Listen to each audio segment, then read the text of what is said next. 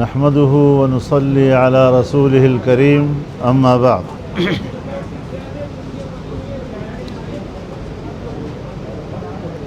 میری یہاں حاضری ایک معمول کی حاضری ہے. میں سال میں کوشش کرتا ہوں ایک مرتبہ یہاں حاضری دوں,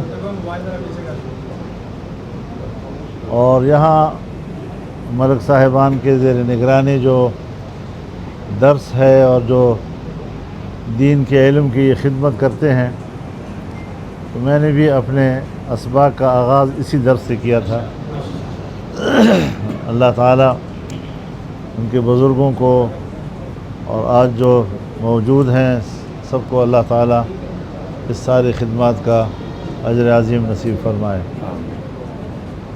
تو آج تو سوائے شکریہ کے کہ میں شکریہ ادا کروں ملک صاحبان کا بھی, اور آپ تمام دوستوں کا ادھر ادھر سے تشریف لائے ہیں, میری عزت افزائی کی ہے آپ حضرات نے.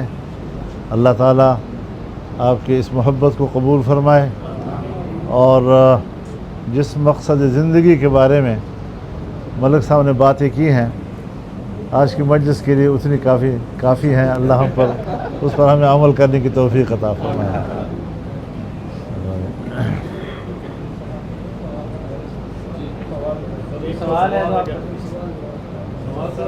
سوال جواب تو کل ہو چکے تھے سارے. پی ٹی آئی کا جلسہ ہے لاہور میں, تو ایک سیاسی جماعت کی جو پکڑ دھکڑ ہے یا ملتان سے بھی گرفتاریاں ہوں, تو ایک سیاسی جماعت کا سربراہ ہونے کے ناطے آپ سمجھتے ہیں کہ سیاسی جماعت کے ساتھ؟ نہیں, میں تو کسی کی بھی گرفتاری کے حق میں نہیں ہوں, اور یہ چیز غیر جمہوری عمل ہے.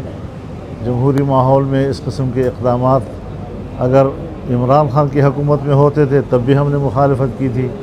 اگر آج دوسری حکومت آ گئی اور ان کے خلاف ہو رہی ہیں تب بھی ہم اسی اقدامات کے ساتھ اتفاق نہیں کرتے. اس پر تو میں کل بات کر چکا ہوں, کافی ہے. میں ملتان میں ہوں بابا, میں ملتان میں ہوں, وہ پتہ نہیں کہاں ہوں گے. نہیں, میں رابطے کر رہا ہوں, میں جا رہا ہوں ادھر.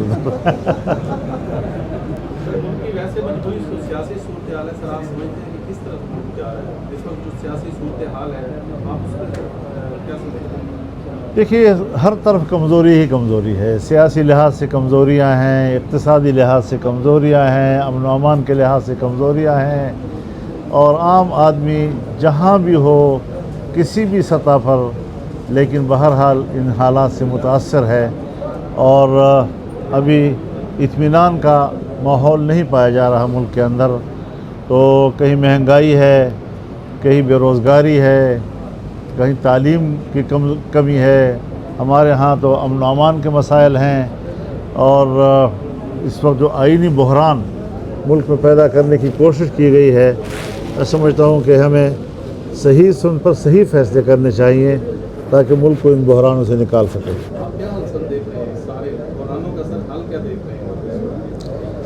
آئین کے مطابق ہم چلیں, کیونکہ یہ معاہدہ عمرانی ہے اور ایک میثاق ملی ہے. ہم سب ملک میں اسی معاہدے کے ساتھ جڑے ہوئے ہیں.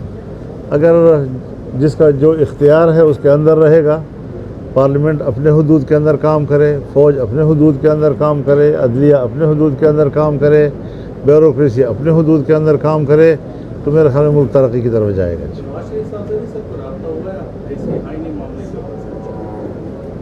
بس جو معاہدے جو ہوئے تھے وہ ختم ہو گئے, ابھی کسی کا رابطہ نہیں. ایک نواز شریف کی بات کیوں کرتے ہیں؟ بس کافی ہوگی. مستقبل قریب میں کیا یہ آئینی ترمیم جو ہے دوبارہ لائی جائے گی؟ یہ تو ان سے پوچھے جو لانے والے ہیں. ٹھیک ہے, بہت شکریہ. بہت شکریہ.